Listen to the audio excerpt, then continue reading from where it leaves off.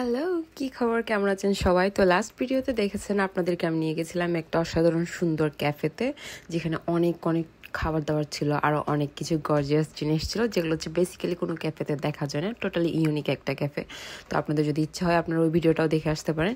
আর এখন আমরা বাসায় ব্যাক করার পর আবার বেরিয়ে যাচ্ছি নতুন একটা অ্যাডভেঞ্চারের উদ্দেশ্যে। এখানে আমি আর আমার ফ্রেন্ড অ্যাজ ইউজুয়াল আমি শাওয়ার নিয়ে নিয়েছি and we are ready to go. তো আজকে আমি আপ স্টেটে এসেছি 4-5 দিন 3-4 দিন হয়ে গেছে। মানে আমি তো নিউ ইয়র্ক মেইন সিটিতে থাকি। এখন আপ স্টেট হচ্ছে, যারা জানে না তাদের জন্য আবারও বলে রাখি, আপ স্টেট হচ্ছে নিউ ইয়র্কের মেইন স্পেসিফিক সিটি বাইরে যে জায়গাগুলো থাকে সেগুলোকে আপ স্টেট বলে। যেমন মনে করেন ঢাকা, চিটাগং, এসব জায়গাতে যে সিটি কর্পোরেশনের বাইরে গিয়ে যেসব এরিয়াগুলো থাকে, তো সিটি কর্পোরেশনের আন্ডারে যে জায়গাগুলো আছে এগুলোকে আমরা মেইন সিটি হিসেবে কাউন্ট করি অনেকটা, ঠিক ওরকমই। তো এটা হচ্ছে কি আপ স্টেট বলতে সিটির বাইরে। তো এখানে আপনি রাস্তার পাশে দেখতে পাচ্ছেন ফুলের টপ রাস্তার পাশে ঝুলানো। তো বেসিক্যালি এগুলো আপনি আপ স্টেটে গেলে দেখতে পাবেন এই সৌন্দর্যটা। এর প্রত্যেকটা রাস্তার পাশে এভাবে বিভিন্ন ধরনের ফুল দিয়ে ডেকোরেট করা থাকে। তো মেইন সিটিতে বেসিক্যালি এগুলো দেখা যায় না। মেইন সিটিতে আপনি যদি ম্যানহাটন যান, কয়েকটা স্পেসিফিক প্লেসে এই ধরনের ফুলের টপ ঝুলানো দেখতে পারবেন, আদারওয়াইজ না। কারণ হচ্ছে কি এত ইজি লোকজনের বসবাস, এইসব মেনটেন করা বা কেউ সৌন্দর্য বন্টন করতে চায় না। তো আমি যখন আপ স্টেটে ছিলাম আমাকে অনেকজনই কোয়েশ্চেন করতো, আপনি যে আপ স্টেটে থাকেন ওখানে কি বাঙালি খাবার দাবার পাওয়া যায়? টু বি অনেস্ট, পাওয়া যায় না।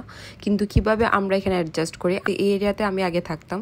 তো এখানে মূলত হচ্ছে কি একটা চাইনিজ দোকান আছে, এটা হচ্ছে চাইনিজ দোকান। তো এটা চাইনা টাউনও বলা হয় অনেক সময়। তো এখানে অনেক ভ্যারাইটির খাবার পাওয়া যায়। তো দেখা যায় কি চাইনিজদের সাথে আমাদের অনেক ধরনের ফুড হ্যাবিট মিলে যায়, যদিও আমাদের কুকিং স্টাইল ওদের কুকিং স্টাইল আলাদা। তো সেই কারণে মূলত এখানে আসা। তো আমার মোটামুটি এখানেই অ্যাডজাস্ট হয়ে যায়। এখানে মোটামুটি আমি সব ধরনের গ্রোসারি আমি পেয়ে যাই। We need red or green. That's lion's mane, right? No, those are king oyster mushrooms. What the fuck? Yeah, great.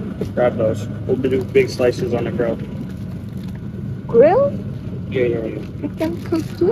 কত বড় মাশরুম দেখেছেন ভাইরা ভাই? আমি তো বাপের জন্য এত বড় মাশরুম কখনো দেখি নাই, অনেকটা কচুর মতো দেখতে। তো এদের অনেক ভ্যারাইটি সবজি আছে এই স্টোরটাতে। এন্ট্রান্সে ঢুকলে হচ্ছে কি সব সবজির সমারোহ।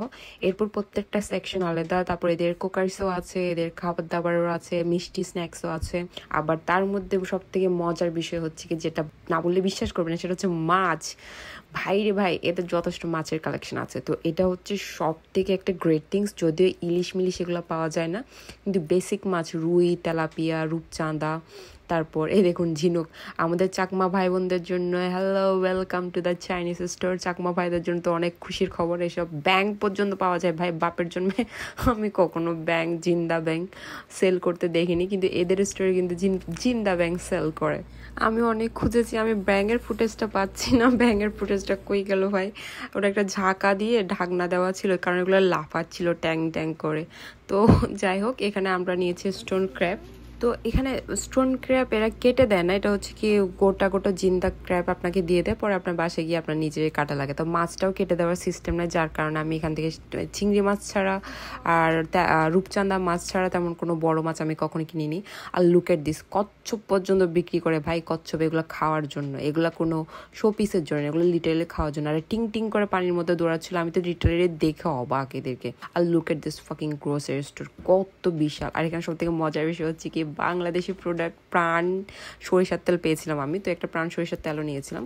তো এখানে মনে হয় চাইনিজদের কোনো ফেস্টিভ্যাল চলছে। দেখলাম দোকানটা অনেকটা হালকা পাতলা ডেকোরেট করা, ওদের যে ল্যাম্প যেটা আছে চাইনিজ ল্যাম্প দিয়ে সাজানো। তো আমাদের কেনাকাটা শেষ, আমরা এখন রেডি টু গো হোম। আর হচ্ছে কি এখানে বিলিং করছি আমরা। আর একটা বিষয় হচ্ছে কি, এই সিটিতে খালি একটাই চাইনিজ স্টোর আছে, এটাকে চাইনা টাউনও বলে আবার চাইনিজ স্টোরও বলে। অ্যাকচুয়ালি এটার নাম হচ্ছে এশিয়ান মার্কেট, যেটা সব কথার মূল কথা হচ্ছে এটার নাম এশিয়ান মার্কেট। আর এই স্টোরে সব ধরনের খাবার পাওয়া যায়। কারণ হচ্ছে কি সব ধরনের খাবার বলতে কি মানে এশিয়ানদের মোটামুটি হয়ে যায়। তো এই স্টোরটা আমার জান বাঁচিয়েছিল। বাঙালি মানে তো বুঝেন মাছ ছাড়া চলা যায় না, তার মধ্যে যদি মাছ ফ্রেশ না হয় তাহলে তো মনই ভরে না। আর আমি তো বিরক্ত হয়ে গেছিলাম ওয়ালগ্রেন্স, তারপর হচ্ছে কি টার্গেট, এসব জায়গা থেকে প্রিজারভেটিভ ফিশ কিনে। এগুলো তো কোনো মজা নেই এসব ফিশে। কয়েকটা স্পেসিফিক ভ্যারাইটি থাকে, স্যালমন, শ্রিম্প, আর হচ্ছে কি একটা তেলাপিয়া। এই 3-4টা মাছের বাইরে আপনি কোনো মাছই পাবেন না। আকাশে অনেক সুন্দর, সূর্যটা চাঁদের মতো লাগছে। তো যাই হোক, আমরা এখানে বাসায় পৌঁছে গেছি। আর কি কিনেছি আপনাদের সাথে খুব শীঘ্রই শেয়ার করা হচ্ছে। আর সাথে শেয়ার করা হচ্ছে আমার ফ্রেন্ডের সাথে রান্না বান্না। আর আপনারা যারা এখনো আমার চ্যানেল ফলো সাবস্ক্রাইব করেনি প্লিজ করে দেন, আপনাদেরকে রিকোয়েস্ট করা হলো। আর লাইক কমেন্ট শেয়ার করতে ভুলবেন না। আর সাথে আসছে আর নতুন নতুন ভিডিও, তো এই ভিডিওটা চলতে থাকবে, নেক্সট পার্টও আসছে। Till stay with me and keep watching.